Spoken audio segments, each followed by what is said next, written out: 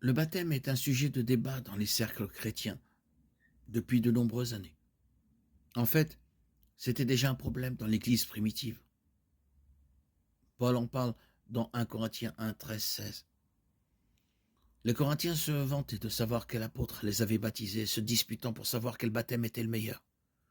Paul les réprimandait pour leur sectarisme et conclut ainsi: Christ ne m'a pas envoyé pour baptiser, mais pour annoncer l'Évangile.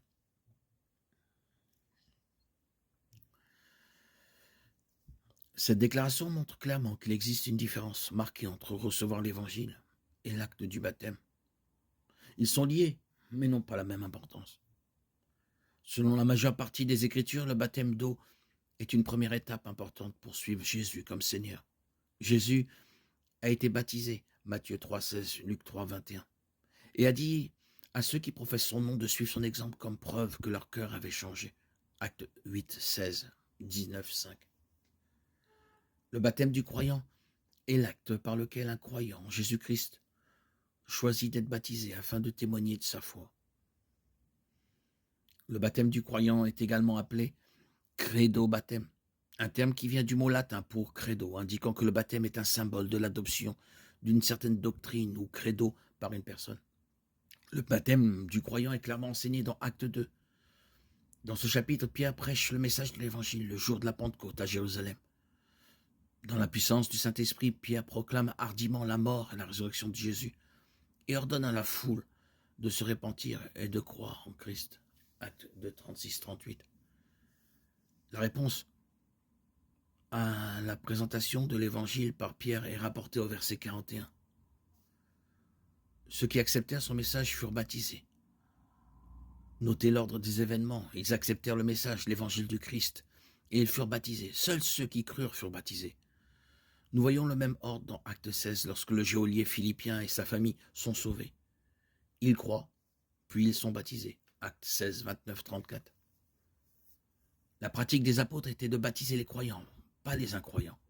En effet, un enfant qui n'a aucune compréhension de l'Évangile ne peut pas être un croyant en Christ.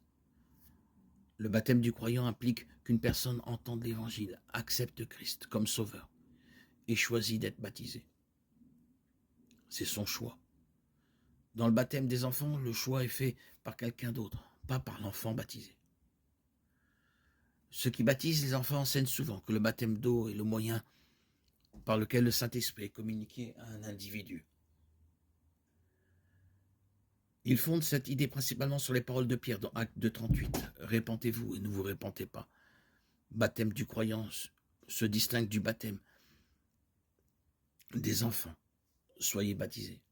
Chacun de vous au nom de Jésus pour le pardon de vos péchés, et vous recevrez le don du Saint-Esprit.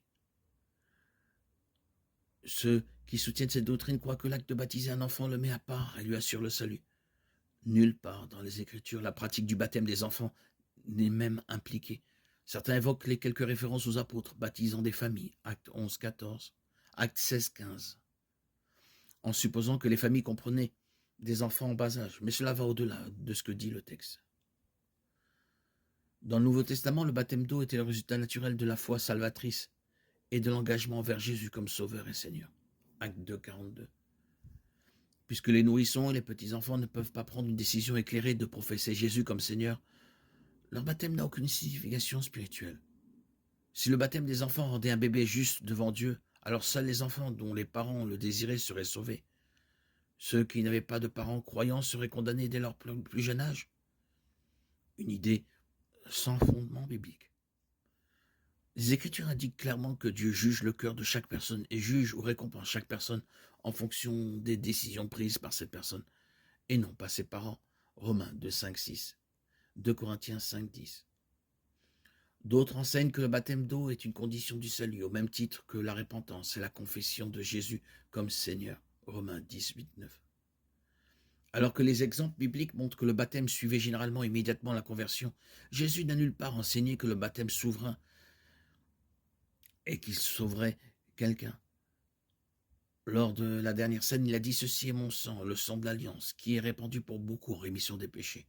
Matthieu 26, 28. La foi dans la puissance de son sang versé est tout ce qui est nécessaire pour rendre les pécheurs coupables justes devant Dieu. Romains 5, 8, 9 dit « Mais Dieu prouve son amour envers nous en ceci, lorsque nous étions encore des pécheurs, Christ est mort pour nous. Maintenant que nous sommes justifiés par son sang à plus forte raison, serons-nous sauvés par lui de la colère. »